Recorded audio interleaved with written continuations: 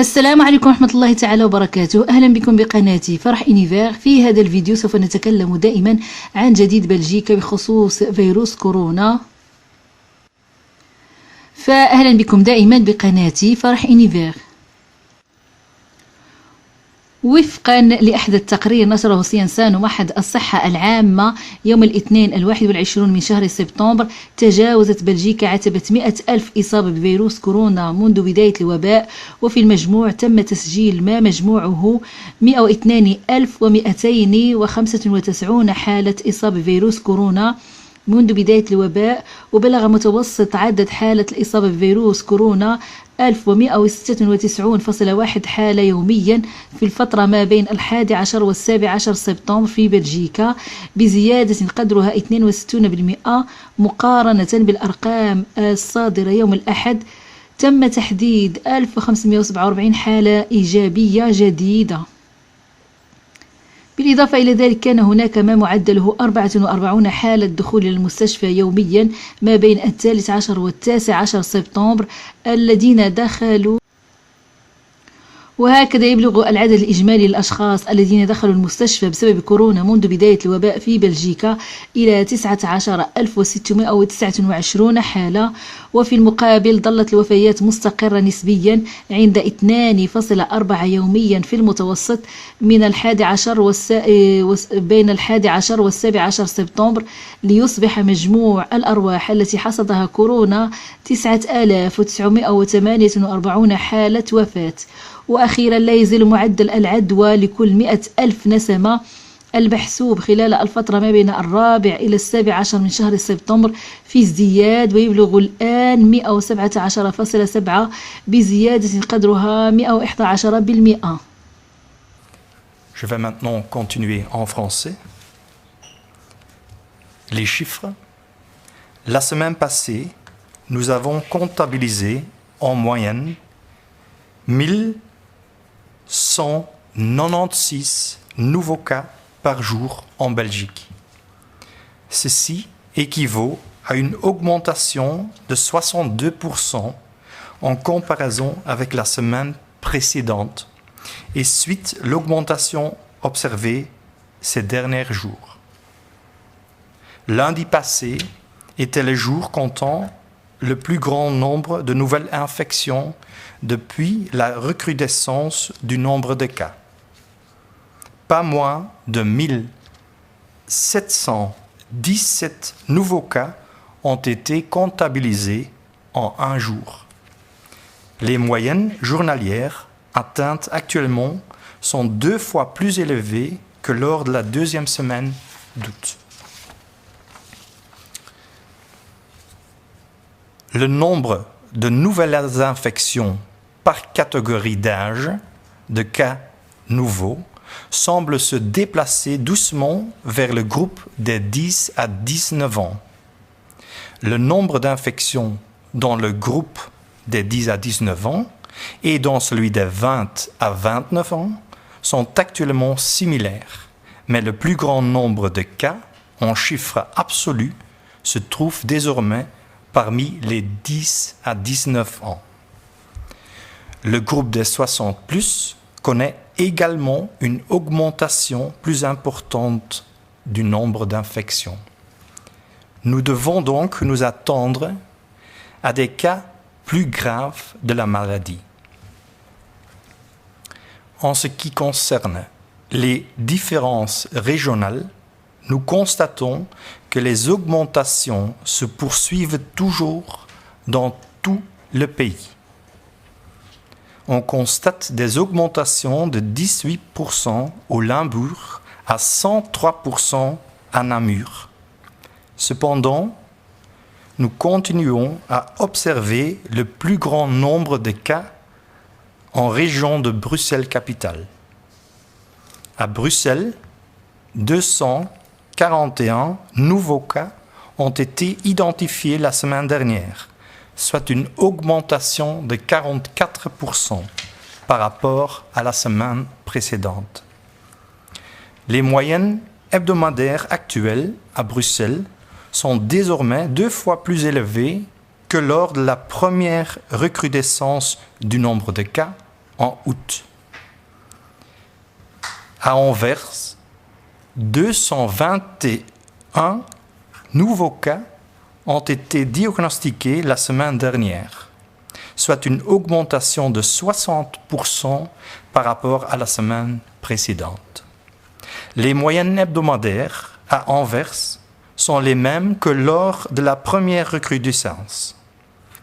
À Bruxelles et à Anvers, nous constatons également une forte augmentation dans la province de Liège, où 164 nouveaux cas ont été identifiés la semaine dernière, soit une augmentation de 86% par rapport à la semaine précédente. Les moyennes hebdomadaires y sont maintenant presque 3 fois plus élevées que lors de la phase initiale de la recrudescence du nombre de cas en août. Au cours de la semaine dernière, près de 35 000 tests ont été effectués en moyenne par jour et jusqu'à 45 000 tests le mercredi. Le taux de positivité national a encore augmenté pour atteindre une valeur de 3,7% et il varie de 1,7 au Limbourg et à 7,6 à Bruxelles. Parallèlement à la hausse du nombre d'infections, nous constatons toujours une augmentation significative du nombre de nouvelles admissions à l'hôpital. La semaine dernière, il y a eu en moyenne 45 admissions à l'hôpital par jour, soit une augmentation de 48% par rapport à la semaine précédente, où il y avait en moyenne 30 nouvelles admissions par jour. Samedi, 51 nouvelles admissions de patients atteints de Covid ont été enregistrées. C'est la première fois depuis le 21 mai que plus de 50 nouvelles admissions ont été signalées en une journée. Tout comme l'augmentation des taux d'infection, l'augmentation des nouvelles admissions à l'hôpital semble avoir lieu dans presque toutes les régions, Bruxelles étant clairement en tête, suivi d'Anvers, du Hainaut et de Liège. Enfin, le taux de mortalité continue à fluctuer de 2 à 3 décès par jour en moyenne. L'augmentation des nouvelles hospitalisations ne semble donc pas se traduire pour l'instant en une augmentation des décès. Cependant, l'augmentation des infections et du nombre d'hospitalisations ne doit pas conduire à la panique. Nous savons maintenant qu'en adhérant strictement aux règles de base, nous pouvons garder le virus sous contrôle. Nous avons pu le démontrer début août, lorsque nos efforts conjoints ont conduit à une diminution de la courbe.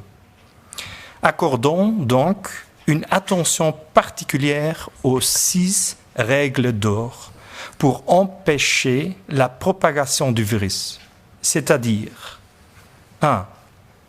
Limitez vos contacts proches. 2. Respectez les règles d'hygiène de base. 3. Gardez vos distances ou, lorsque ce n'est pas possible, utilisez un masque. 4. Faites vos activités à l'extérieur ou dans des endroits aérés. 5.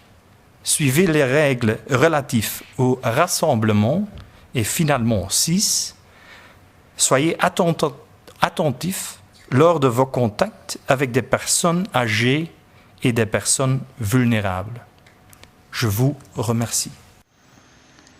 وقد أعلنت ثانوية سان سيرفي الواقعة في شارع سان جيل في لياج صباح اليوم الاثنين أنها قررت إغلاق أبوابها في وجه طلاب المرحلة الأولى والثانية والثالثة بسبب إصابة العديد من المعلمين بفيروس كورونا.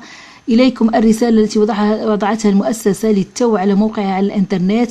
الآباء الأعزاء، نعلمكم أنه تم تعليق الفصول لطلاب المستويات الأولى والثانية والثالثة يوم الاثنين 21 من شهر سبتمبر طوال اليوم في مدرستنا لأسباب تنظيمية في انتظار قرار خدمة تعزيز الصحة.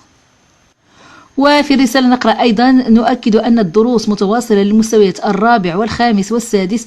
في الواقع تم إبلاغنا يوم الأحد أن بعض أعضاء مجتمعنا التعليمي أثبتت إصابتهم بفيروس كوفيد-19، وبالتعاون مع خدمة التتبع تم وضع عدد معين من الزملاء بشكل وقائي في الحجر الصحي، مما لا يسمح لنا هذا الاثنين بضمان استقبال جيد لأطفالكم.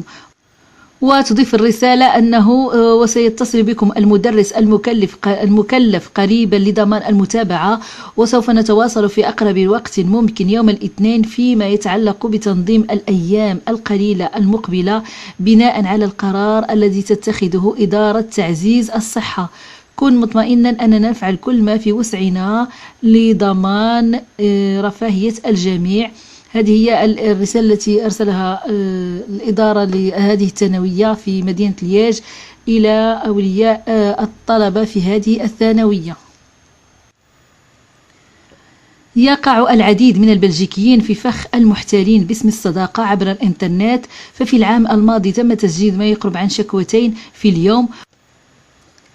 وفقا لتقرير نشرته هيت نيوزيلاند يوم الاثنين، منذ عام 2016 تلقت هيئة التفتيش الاقتصادية 2000 بلاغ عن هذا النوع من الاحتيال، وتم تسجيل ما يقرب عن نصف هؤلاء، وتحديدا 963 حالة في الأشهر 18 الماضية، أو ما يقرب من شكوتين في اليوم. ومن خلال الاحتيال باسم الصداقة يقوم الأشخاص بتكوين علاقة عبر الإنترنت مع ضحيتهم. في بعض الأحيان يأخذ هذا شكل الرسائل المتبادلة لعدة أشهر عبر رسائل الواتساب. على سبيل المثال، بعد فترة يطلب المحتالون المال، يمكن أن تكون المبالغ مذهلة. وحسب أرقام صادرة عن هيئة التفتيش الاقتصادية، في المتوسط منذ بداية عام 2019 خسر كل ضحية 20,112 يورو، وهي المجموع في الأشهر. وفي المجموع في الأشهر 18 الماضية تم ابتزاز ما لا يقل عن 10.2 مليون يورو بهذه الطريقة. وفي صباح يوم الاثنين 21 من شهر سبتمبر قام مجموعة من الأشخاص عددهم 20 متظاهرا من حركة ما يسمى هارت بوفن هارد أمام برلمان بروكسل في منطقة سان جون القريبة من برلمان بروكسل للمطالبة بتسريع طلباتهم للحصول على ما يسمى بلوجمون سوسيال، يعني السكن الاقتصادي، يعني في العاصمة البلجيكية بروكسل. فهناك 48,000 من الطلبات هؤلاء الأشخاص من أجل الحصول على سكن اقتصادي في العاصمة البلجيكية، ولغاية الآن لم يحصل على ذلك. لذلك قاموا بالمظاهرة أمام برلمان بروكسل للطلب من البرلمانيين بإيجاد حل لطلباتهم من أجل الحصول على سكن اقتصادي والخروج من العيش في الشوارع. يعني هناك وعود من حكومة بروكسل لإيجاد حلول لهؤلاء الأشخاص الذين بدون مأوى، يعني للسونزابغي، من أجل الحصول على يعني مساكن اقتصادية، ولذلك قاموا بمظاهرة لتسريع الإجراءات بعد طول انتظار. وفي نهاية الفيديو أتمنى لكم الصحة والعافية، وأهلا بكم دائما بقناتي فرح إونيفير.